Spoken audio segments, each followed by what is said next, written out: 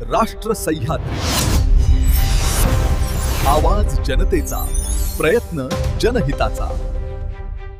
अहिल्यानगरच्या राजकीय वर्तुळातून एक मोठी आणि महत्त्वाची बातमी समोर आली आहे। अहिल्यानगर स्थानिक स्वराज्य संस्थेच्या निवडणुकीसाठी महायुतीच्या वतीने माजी मंत्री प्राजक्त तनपुरे यांना उमेदवारी देण्यात आल्याची घोषणा करण्यात आली आहे। ही घोषणा विधान परिषदेचे सभापती राम शिंदे यांनी नुकतीच केली, त्यामुळे आगामी निवडणुकीच्या पार्श्वभूमीवर जिल्ह्याच्या राजकारणात नव्या चर्चांना उधाण आले। महायुतीने प्राजक्त तनपुरे यांच्या नावावर शिक्कामोर्तब केल्याने राजकीय समीकरणे बदलण्याची शक्यता व्यक्त केली जाते।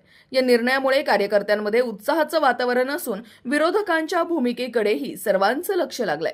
अहिल्यानगर स्थानिक स्वराज्य संस्थेच्या निवडणुकीत आता रंगत वाढणार असून पुढील घडामोडींवर दैनिक राष्ट्र सह्याद्रीचे लक्ष राहणार आहे। मला असं वाटतं की त्या संदर्भात माननीय राज्याचे प्रदेशाध्यक्ष रवींद्रजी चव्हाण साहेब, कोर कमिटी आणि राज्याचे नेते आणि राज्याचे मुख्यमंत्री देवेंद्रजी फडणवीस साहेब यांनी जो निर्णय घेतलेला आहे त्या पार्श्वभूमीवरती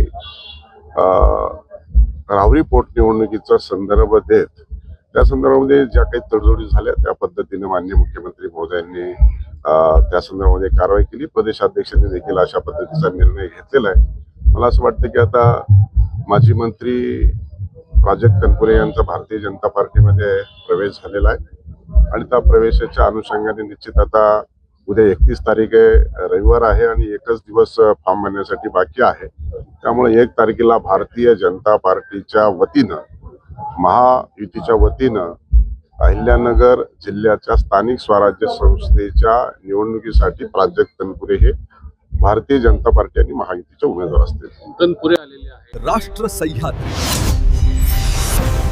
आवाज जनतेचा, प्रयत्न जनहिताचा।